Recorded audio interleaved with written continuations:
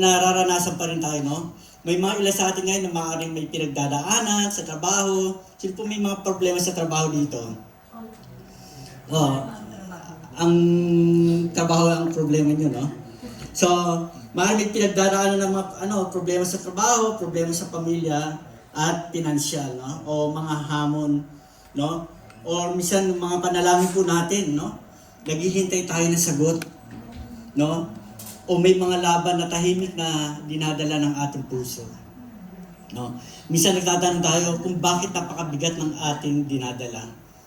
May mga pagkakataon na kahit na tayo po ay nagsisimba o naglilingkod, no? Nakakaranas pa rin po tayo ng discouragement o panghihina. Alam niyo po, kahit man po ako nakaranas yan po, kahit na sinasabi nila na leader ka o sa pastor, mararanasan mo yan. Pero ngunit po ang katotohanan po, hindi po nasusukat ang presensya ng Diyos sa kawalan ng problema. No? Mas madalas po natin mararanasan ang kanyang presensya, ang kanyang katapatan sa gitna po ng ating pagsubok na nararanasan. Amen po ba? Amen. So ano po sabi po sa Romans 8:28? And we know that in all things, God's work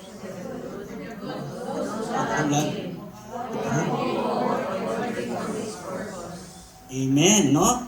So sabi doon, mga kapatid, hindi sinabi ng verse na lahat ng bagay ay mabuti.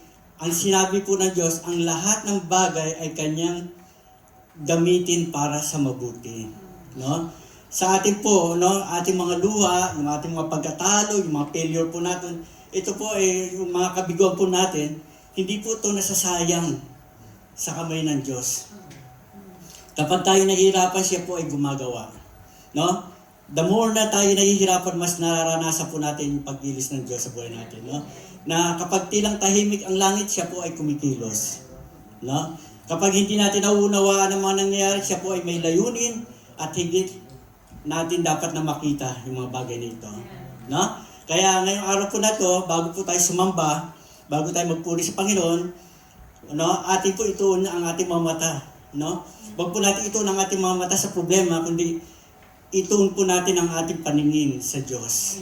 Amen? Sapagkat siya po ay dakila, anuman po ang ating pinagdaraanan, siya po ay laging kumikilos sa buhay natin. Tanda natin, anuman ang ating na sitwasyon ay maaaring magpabago-bago, pero kailanman po ang Diyos ay hindi nagbabago. Amen?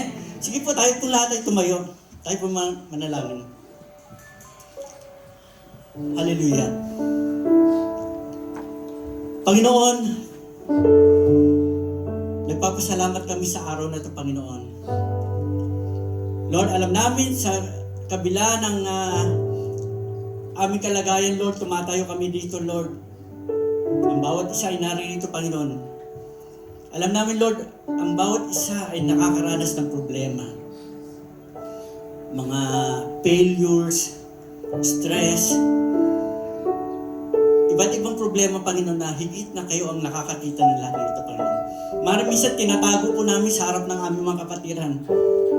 Dahil ayaw namin makita na yung pinanghihinaan kami. Pero Lord, alam mo, Lord, ang kakayanan namin, Panginoon. Sa mga oras nito, Panginoon, Lord, gusto namin isuko ang lahat ng ito sa iyo, Panginoon. Sa kabila, Lord, ng aming nararanasan, Panginoon, Lord, wala na po kaming ibang mapagpunan ng lakas. Tanging ikaw lamang, Panginoon. Salita mo lamang, Lord. Mga pangako mo, Lord, na siyang nagiging aming sandigan, Panginoon. Lord, sa oras na ito, Panginoon, anuman ang aming nararanasan, Panginoon, Lord, mas higit po namin nakikita ang pagkilos mo, Lord, sa buhay namin, Panginoon. Lord, ipakita mo sa araw na ito, Panginoon, ang iyong pagkilos, Panginoon, ang iyong gagawin sa bawat isa, Panginoon. Sa gitna ng aming pagpupuri, Panginoon, Lord, patuloy, Lord, na magsasaya kami, Lord. Itataas po namin ang aming mga kamay, ang aming pupuri, ang aming mga panalangin, Panginoon. Alam namin, Lord, ikaw ang higit, Lord, na magbibigay sa amin ng kakaibang kalakasan, Panginoon, upang harapin namin, mapagtagumpayan lahat ng ito, Panginoon. Lord, sa pagsisimula ng aming gawain, Panginoon, Lord, Patuloy, Lord, we welcome your Spirit, Panginoon, in this place. Lord, punan niyo po ng kagalakan ng puso namin, Lord, sa pagpupuri, Panginoon, Lord. Alisin niyo po yung aming alalahanin sa mga problema, sa trabaho, sa karamdaman, Panginoon, kundi ang lahat ng ito, Lord, sa oras ito, Lord. Lord, kakatagpuin mo ang lahat ng ito, Panginoon. Lord, salamat po, Lord. Salamat, Lord, at we claim the victory, Lord, sa gitna ng aming pagpupuri sa iyo. Salamat, Panginoon. At ang lahat ng ito, Lord, ay binabalik namin at itinataas sa tanging pangalan ng anak ni Jesus. Amen. Yeah, praise God. Sige po, palakpakan po natin ang Panginoon ngayong araw na ito. Amen. Amen, hallelujah. Sige po, maaari ko po bang tanungin ng bawat isa, kumusta po ang bakasyon ng bawat isa sa atin? Buti po ba sino pong nakaranas po ng 9 days off? Amen. Sino naman po yung nakaranas po ng ng magkaroon ng time sa pamilya? Amen. Lahat po tayo, no? Isa din pong nagkaroon din po ng time sa Panginoon. Amen. So, lahat po ito ay dahil sa Panginoon. Amen. Napakabuti po ng Panginoon na kung yung iba po ay hindi po bakasyon po, maka-request ng bakasyon, ito po binigay sa atin ng Panginoon. And dapat po na pasalamatan natin ang Panginoon. Maaaring yung iba po ay nakaranas ng mabuti, masayang alaala or experience po, at iba naman po ay may dala-dala pa rin pong mga suliranin. Pero alam po natin na dinala po tayo ng Panginoon ngayong araw na ito, hindi para po tayo ay malugmok po sa sitwasyon na ito. Pinapalalahanan po tayo ng Panginoon na siya ay higit at sapat na sa kung ano man po ang ating kinakaharap na problema. Siya po ang nagbibigay ng kasiyahan at tunay na kasiyahan at kagalakan sa ating mga puso. So kung ano man po yung mga daladalahin po natin na mabigat sa ating puso, let's just set aside po at tanghin ang presensya ng Panginoon ngayong araw na ito. Maaari po bang sabahan niyo kami na sambahin ang dakilang Diyos, ang tunay Diyos, ang buhay na Diyos na napakabuti sa atin. Amen? Amen. Sige po, ating awitan ng Panginoon. Hallelujah. Palakpakan po natin ang Panginoon.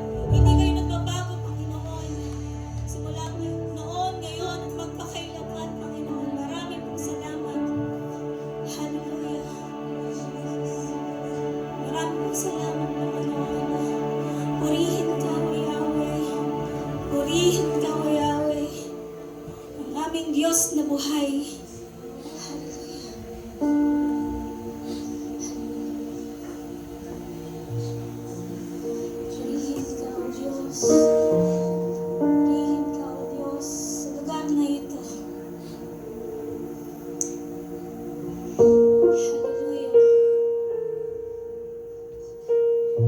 Tunay nga, nakarapat dapat ka naming purihin, Panginoon. Pagkat ikaw ang nag-iisa, ang tunay na Diyos ng aming mga buhay, Panginoon. Hallelujah. Hayaan niyo, Panginoon, na sa ngayong oras na ito, bigyan ka namin ng kapurihan, awitan ka namin, Panginoon. Bangubat ang aming mga puso, Panginoon, ay may daladala, Panginoon. Hayaan niyo na ang buhay na ito, Panginoon,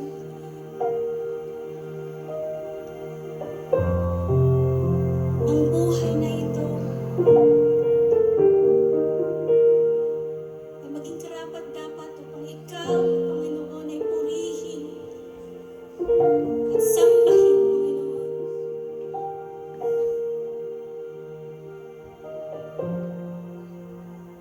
Hallelujah.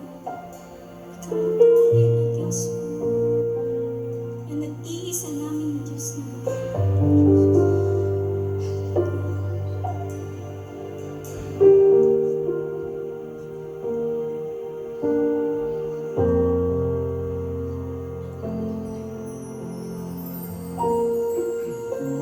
Pupurihin ka, O Diyos. Ang aming alay ay pagsamba. Kaluwalhati ka, buong karangalan.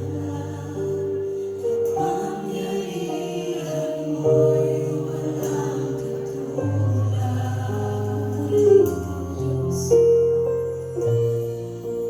Pupurihin ka, O Diyos. Pupurihin ka, O Diyos. Ang aming alay ay pagsamba. Kaluwalhatian, buong karangalan. Kapangyarihan mo'y walang katulad. Ikaw ang tunay na Diyos, Ika'y walang katulad. Ika'y nag-iisa, Ikaw lamang, wala nang iba. Sa'yo ang aming awit, dinggin ang aming tinig, sisigaw sa buong mundo.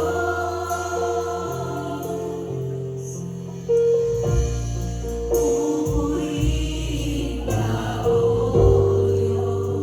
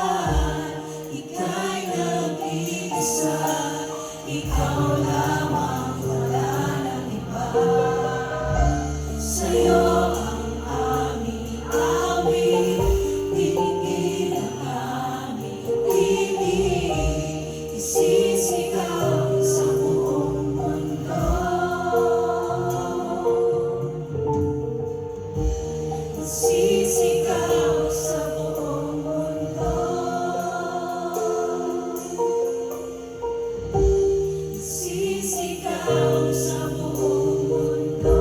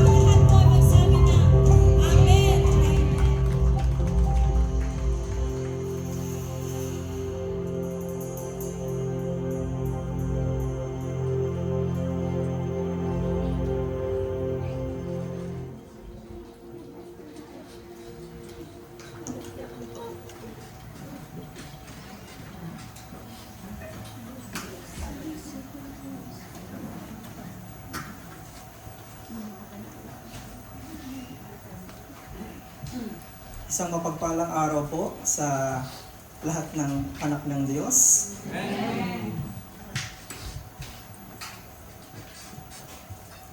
Amen. Salamat sa Panginoon.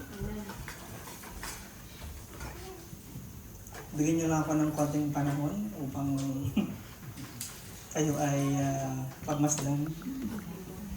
Amen. Praise God. Fresh na fresh.